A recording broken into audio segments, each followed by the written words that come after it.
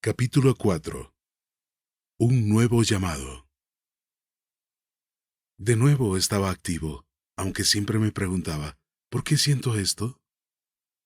Ya tenía 21 años de edad y sentía un fuerte deseo por experimentar la presencia del Señor y por servirle en su obra.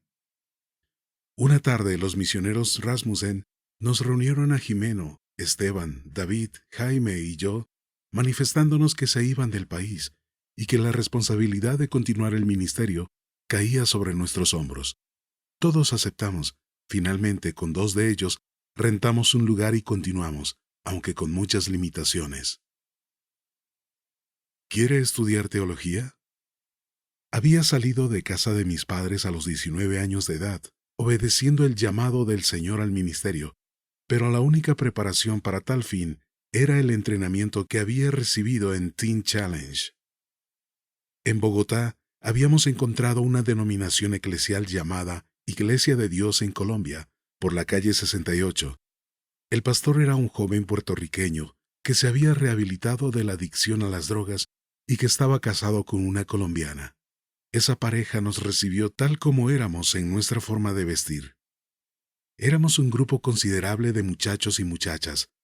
Los pastores le dijeron a la iglesia que nos aceptaran porque el mismo Espíritu Santo nos enseñaría los cambios que nuestras vidas necesitaban. Eso fue profético. A los pocos meses, los miembros de ese lugar, que me trae bellos recuerdos, empezaron a felicitarnos. Un día, junto con Jaime, me ofrecí a pintar el salón de reunión, y estaba en eso cuando llegó Saraí Rodríguez, la esposa del pastor Roberto Rodríguez, el supervisor general. Me agradeció la ayuda y me preguntó, «Carlos, ¿quiere estudiar teología becado?» «No tengo dinero», fue mi respuesta, pero ella me dijo, «No necesita dinero. Si desea puede ir a San Juan, Puerto Rico, para estudiar becado». Era mi oportunidad de estudiar teología, aunque a la verdad no quería ser pastor sino evangelista. La Embajada de Estados Unidos de América me dio la visa tipo I-20 de estudiante. Para ese tiempo tenía una novia también cristiana, a quien también le ofrecieron ir becada a estudiar al mismo Colegio Bíblico Interamericano, pero le negaron la visa. Acordamos que ella volvería a presentarse. Le dieron la visa y unas semanas después llegó a estudiar. ¡Guau! La vida me sonreía para seguir adelante haciendo lo que ahora más me gustaba, conocer al Señor y darlo a conocer. Con esta chica llevábamos 4 años de noviazgo, así que era tiempo de pedirle que fuera mi esposa. Y un día tropical después de clases me perfumé y le dije, «Mi amor, hace tiempo deseo pedirte que seas mi esposa». Y ella suspirando dijo, «Mi amor, hace tiempo que he estado esperando esta propuesta. Claro que quiero ser tu esposa». Ahora era mi prometida. El estudio era intenso desde la mañana con introducción a la psicología, Nuevo Testamento, Antiguo Testamento, evangelismo personal, problemas sociales, etcétera, etcétera. Y en la noche después de comida era obligatorio estudiar en la biblioteca. Desde el viernes en la tarde al terminar clases era libre hasta el domingo en la tarde, y cada estudiante debía buscar una familia a donde llegar y una iglesia donde asistir o predicar. Habíamos planeado estudiar los 2 años y volver a Colombia para servir a Dios en medio de nuestra gente. Se acercaba el final del primer semestre y empecé a notar que me costaba dormir en la noche, aunque había estado muy ocupado estudiando, y ese indescriptible peso en mis hombros y pecho, como si un elefante invisible estuviera allí sentado. Junto con el cansancio, todo esto me hacía preguntarme a mí mismo, «No, ¿otra vez esto?». Un día mi prometida me preguntó, «¿Qué te pasa? Te siento lejano, poco hablas». ¿Cómo decirle que la depresión me tenía cautivo cuando ni sabía cómo se llamaba esta enemiga? Cada estudiante debía reportar dónde pasaría las vacaciones y decidí ir a Manatí, donde la querida familia que me había adoptado desde mi llegada a la isla. La ansiedad era resolver esta situación, y para eso comuniqué que tendría un tiempo con el Señor en una casa de campo en Arecibo, y varios manifestaron, «¡Qué espiritual eres, Carlitos!».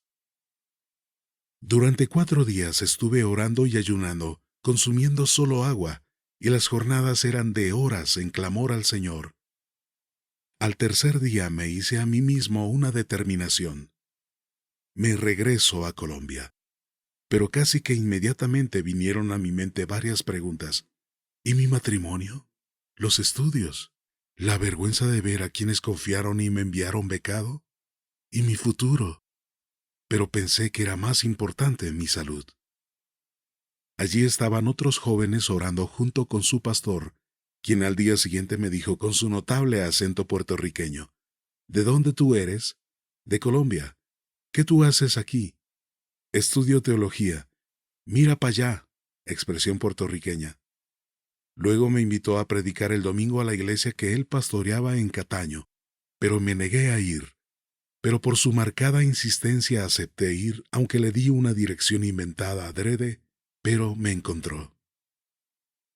Ese día dije en oración: Señor, esta es mi última predicación. Simplemente yo no fui llamado para esto. Al terminar mi predicación, 3 personas aceptaron al Señor, y al orar por una mujer le dije: Tu esposo saldrá de la cárcel y le servirá al Señor fielmente. Ella empezó a llorar y dijo: Joven, ¿cómo sabía usted que mi esposo está preso?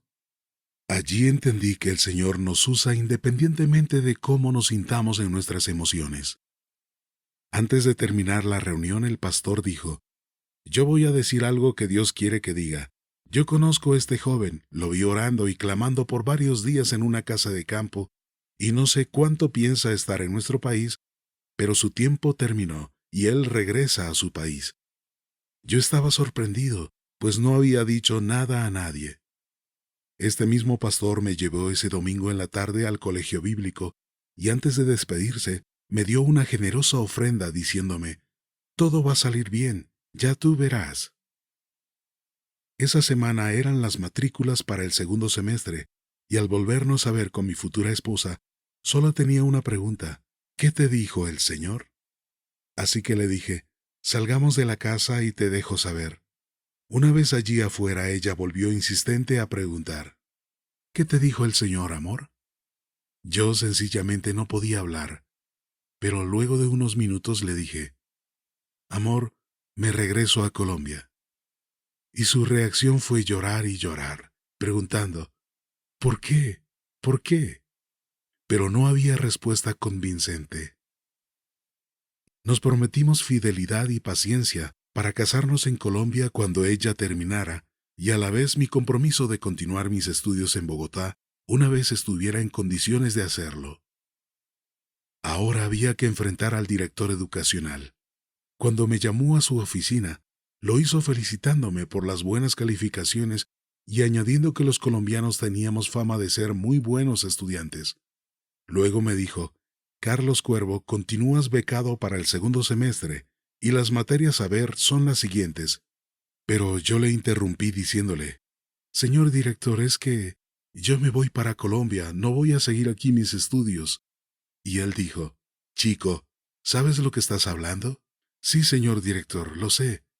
E inmediatamente tomó el teléfono y comunicó a las oficinas de Bogotá acerca de mi decisión.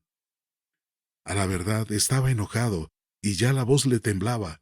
Luego me mandó a la oficina del psicólogo, quien no logró hacerme desistir. El fin de semana, el director, un maestro, 2 personas más y mi prometida me llevaron en una guagua, camioneta, al aeropuerto Muñoz Marín. Allí el director me dijo: Queremos estar seguros de que vas para Colombia y que no tomarás un vuelo a USA. Esto se facilitaba, pues Puerto Rico es un estado libre asociado a USA. La despedida fue traumática, y ya en el avión me sentía muy golpeado, pero no derrotado. Al llegar nadie salió a recibirme, así que cambié la ofrenda en dólares, tomé un taxi y llegué a mi casa paterna donde me dijeron: Un buen hijo vuelve a casa. Pero yo ya sabía que ese no era mi lugar, así que al otro día, con mis pocos saberes, me fui a la casa del ministerio Grupo Juvenil Cristiano, como se llamaba ahora, y donde me recibieron con gran amor. Pero varios en otros lugares se manifestaron con burla y hasta con desprecio, como la hermanita que me dijo: Yo pensé que usted iba a ser un ministro del Señor. a lo que le repliqué: «Yo soy un ministro del Señor». Pero ella añadió: «Para mí no lo es y punto». Me dediqué a enviar cartas para cultivar el amor que había dejado en Puerto Rico, pero no llegaban las respuestas. Un día por fin recibí una que, al recibirla, para empezar decía: «Apreciado Carlos». Solo leyendo esta frase, supe que eso se había acabado, y todo se derrumbó dentro de mí, dentro de mí. Efectivamente, me decía que no estaba dispuesta a sufrir más y que ya alguien, un puertorriqueño, era su novio y pensaban casarse. Como dicen los cubanos, eso no es fácil, caballero. La agresividad de mi enemiga, la depresión, ya no era tan intensa, pero aún así había días en los que no lograba levantarme fácilmente. Así que decidí irme a las montañas de Casanare para descansar de la ciudad, buscar la presencia del Señor y predicar. Uy, había dicho que no volvería a predicar, pero la Biblia dice que el llamado es irrevocable. Solfanor Gutiérrez, quien había conocido al Señor con nosotros, dijo que estaba dispuesto a acompañarme, y fue un verdadero bálsamo para mí en ese tiempo. Recorrimos varias veredas: Monterralo, Receptor, Guafal, Vicinaca, entre otras. Nos asombró la fidelidad de los hermanos del campo para con Dios. Ya al finalizar la gira misionera, teníamos que caminar 7 horas hasta llegar a un pueblo llamado Pajarito. Nos acompañaba un buen grupo de jóvenes campesinos a una convención juvenil. Yo iba adelante, pensando, sí, en ella, una y otra vez, y aunque había llorado, esa carta me había dejado devastado. Hacía más de 30 grados de calor, y de momento empezó a llover, y yo a correr y gritar: «Señor, sácala de mi mente, por favor, sácala de mi mente». Así que corría, oraba y lloraba. De momento literalmente sentí una mano que entraba por la parte alta de mi cabeza, y ese pensamiento torturante fue sacado, así que empecé a reír y gritar por casi 1 hora: «¡Soy libre! ¡Soy libre!». La jornada de 7 horas caminando la realicé en solo 3 horas corriendo. Durante esa convención a la que habían llegado más de 200 jóvenes, se me permitió predicar, y en la noche el supervisor de la misión me dijo: «Tú verdaderamente fuiste llamado por el Señor». Una tarde un pastor amigo, Jairo Moreno, se me acercó diciéndome: «Carlos, continúa tus estudios aquí, y yo te pago las mensualidades». Así que durante 1 año y medio continué mis estudios teológicos. Mi primer pastorado. El recuerdo de experimentar esa cosa, como yo la llamaba, había quedado atrás, y el Señor fue enseñándome la importancia de reír, disfrutar la vida y aún de aprender inglés, y lo logré solamente viendo y escuchando canales en inglés. Yes, let me tell you for God's glory that now I have the ability not only to speak English, but also to preach in that language. Sí, déjeme decirle, para la gloria de Dios, que ahora yo tengo la habilidad no solo de hablar inglés, pero también de predicar en ese idioma. Mi amigo lector, la depresión no puede limitarte, solo tú te limitas. La Biblia dice: al que cree todo le es posible. No dice: al que tiene dinero todo le es posible. Faltando unas pocas semanas para graduarme, el pastor Iván Potter mandó a llamarme y me dijo: «El Señor me dijo que tú vas a ser el pastor de Centro Cristiano Belén, la iglesia que yo ahora pastoreo, pero con mi esposa e hijos nos vamos del país». Yo solo le contesté: «Pastor, si el Señor le dijo a usted, entonces Él me lo va a decir a mí. Déjeme preguntarle». «¿En cuánto tiempo me da la respuesta?». «En 1 mes», a lo que él me dijo. «No, pues yo me voy en 2 semanas». Una semana después, estando en un viaje misionero en el municipio de Cabullaro, Meta, el mismo Señor me dijo: «Regresa a Bogotá y acepta ser el pastor de esa iglesia». El pastor Iván estaba tan contento que me regaló un traje de paño, camisa, corbata y zapatos para la graduación. Ahora tenía doble ministerio. la rehabilitación de personas con adicciones a las drogas y al alcohol, y el pastorado de una iglesia en el barrio Prado Pinzón. Aún era soltero, y estaba orando, con un ojo cerrado para el Señor y el otro abierto para lograr ver a la muchacha. Recuerdo que hasta ese momento me sostenía fabricando artesanías y aceptando invitaciones a predicar. Enseñaba evangelismo personal en el Instituto Bíblico de Iglesia de Dios a unos 15 estudiantes de primer semestre, usando los apuntes y el material que había recibido en Puerto Rico.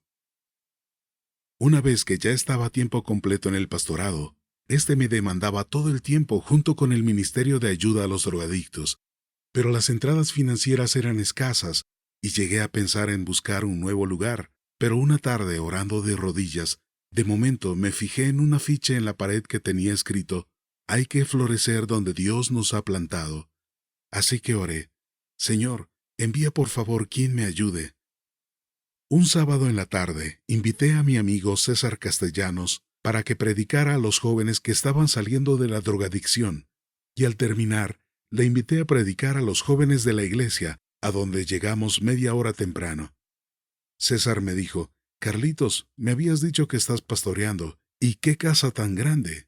«Sí, y nos ayudan a pagar la renta», le dije. Le dije que tenía una novia llamada Esperanza, que él resultó conocer, pues César y su esposa Claudia habían asistido a Iglesia de Dios. Le dejé saber que mi primer pastorado, no me estaba haciendo fácil, pues el pastor anterior tenía cómo cubrir todos los gastos. Muy acertadamente, César me dijo: «No te rindas, el Señor te va a prosperar». En ese momento le pedí que oráramos. Al terminar, me volvió a decir: «Carlos, continúe con lo que el Señor le encomendó». Con osadía le dije: «César, ayúdeme, y junto con su esposa Claudia, sean mis pastores asistentes», y él gustosamente aceptó. De ahí en adelante la iglesia pasó a tener 2 pastores.